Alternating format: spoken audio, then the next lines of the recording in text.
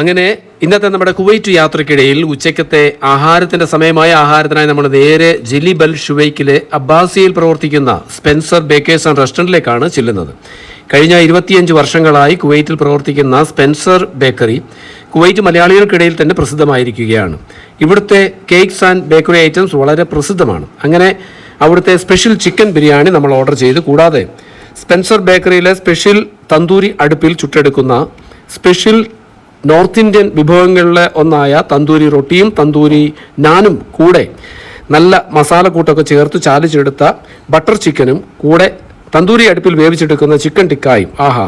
അപ്പോൾ ഡൈനിങ് അവിടെ ഇല്ല, ടേക്ക് അവേ മാത്രമേ ഉള്ളൂ. അങ്ങനെ ടേക്ക് അവേയുമായി നമ്മുടെ വീട്ടിലേക്ക് നമ്മൾ പോയി നേരെ ആവി പറക്കുന്ന ചൂടോടെ ഓരോന്നും നമ്മൾ കഴിച്ചു തുടങ്ങി. അപ്പോൾ പ്രത്യേകിച്ച് ഒന്നും തന്നെ പറയാനില്ല, കാരണം അടിപൊളി ടേസ്റ്റ്.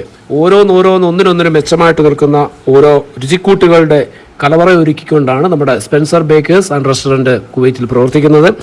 അപ്പോൾ ഈ ഒരു റെസ്റ്റോറൻറ്റിൽ നിങ്ങൾക്ക് ഫുഡ് ഓർഡർ ചെയ്യണമെങ്കിൽ താഴെയുള്ള നമ്പറിൽ നിങ്ങൾക്ക് ഫുഡ് ഓർഡർ ചെയ്യാം.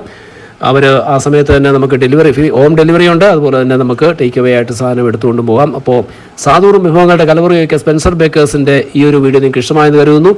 അടുത്ത ഡീറ്റെയിൽഡ് വീഡിയോമായി നമുക്ക് വീണ്ടും കാണാം. അതൊരു ഗുഡ് ബൈ, സി യു.